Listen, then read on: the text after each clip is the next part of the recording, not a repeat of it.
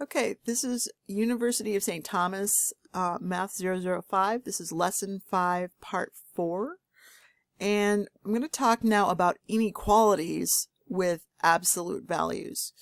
And the stuff that we've talked about previously with inequalities and with absolute values is going to come into play. There's multiple pieces here now that we're having to keep in mind as we're doing our work. So in this first case, I have the absolute value of 3x minus 1 is going to be less than negative 2. Okay, can this ever happen? First of all, can I have a negative number? There's nothing here that I can add or subtract that's going to change this at all. So I have a negative number here, and that says not possible. Right? It's not possible. So in this case, that's a really easy one. Not possible, and we're moving along. All right, now here I've got my x plus 7. That's going to be inside my absolute value bars. I'm subtracting 3, and then that's going to be greater than or equal to my 4.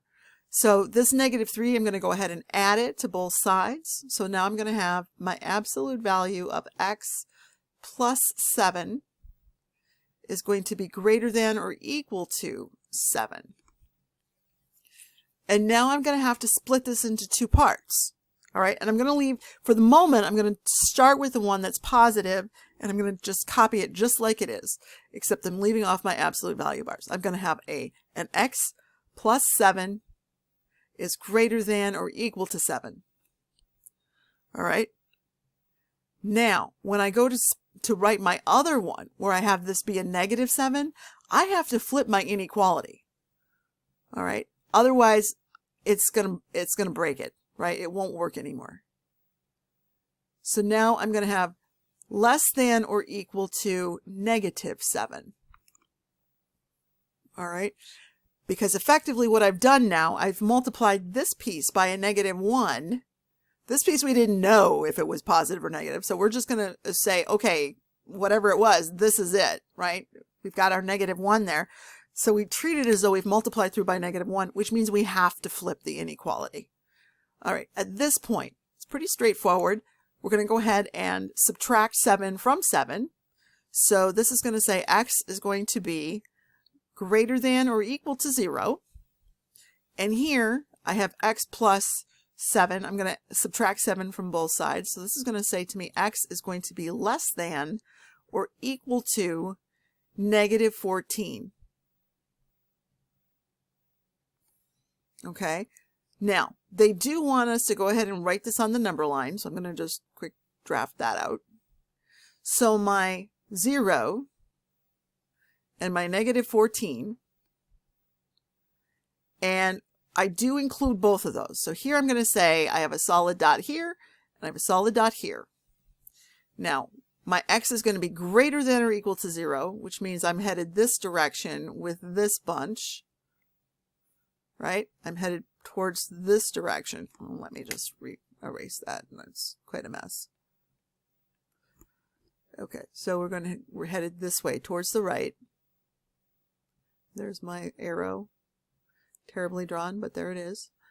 And then here is my other arrow going the other direction because I'm going less than negative 14. So when I'm looking at this from my interval notation, I'm going to have negative infinity, right? I'm headed from here, from negative 14 to the left, so that's going to be negative infinity to negative 14.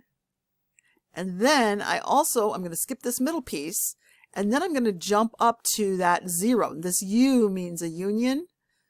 So both of these things are going to be solutions. So here I'm going to have 0, and actually that should be a square bracket on both of those.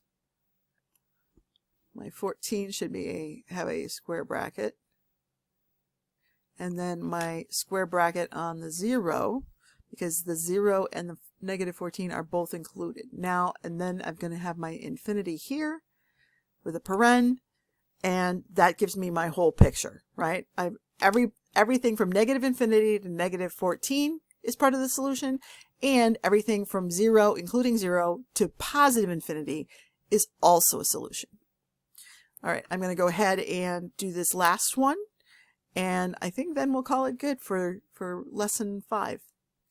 All right, so here again, I'm going to write this out. I'm going to shuffle things around. I'm going to have to move this 4 to the other side. So I'm going to have my absolute value of x minus 2 is going to be greater than or equal to 6. All right, now I'm going to go ahead and split it apart. I'm going to have x minus 2 is going to be greater than or equal to 6. And now I'm going to go x minus 2. And remember, now I'm going to negative 6. It's like I've multiplied through by a negative 1. So that negative 6, and I've got to flip that inequality. So it's no longer greater than, now it's less than or equal to. Okay, so instead of greater than or equal to, now it's less than or equal to on this part. Go ahead and I shuffle my math around. I'm going to get my x isolated. So x is going to be greater than or equal to a positive 8. And my x less than 2 is going to be less than or equal to negative 6. If I go ahead and add the 2 to both sides, I'm going to have x is going to be less than or equal to negative 4. All right. Again, I have my number line from negative infinity to infinity. I now know some information. I know that on my negative 4,